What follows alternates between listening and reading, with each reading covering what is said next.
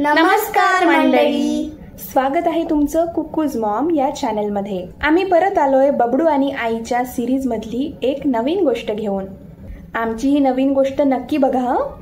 बबडू, तुला माहितीये का आज काय दिवस आहे? हो आई, आज दसरा. पण हा दसरा एवढा खास का? अरे बाळा, दसरा म्हणजे विजयादशमी. या दिवशी 3 मोठ्या दंतकथा सांगितल्या जातात. पहिली दंतकथा म्हणजे राम आणि रावणाचं युद्ध. एक होती कथा रामायणाची.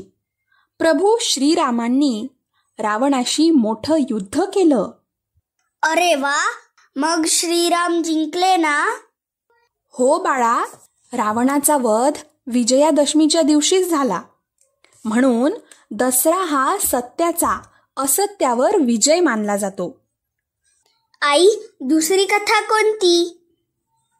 दुसरी कथा म्हणजे महालक्ष्मी देवीची. राक्षस महिषासूर खूप दुष्ट होता. देवांनी एकत्र शक्ती देऊन देवी महालक्ष्मीचा अवतार घडवला. तिने महिषासुराला नवरात्रीच्या शेवटी म्हणजेच 10व्या दिवशी विजयादशमीला मारलं. म्हणजेच देवी शक्तीचा विजय झाला. तिसरी कथा सांग ना गा आई.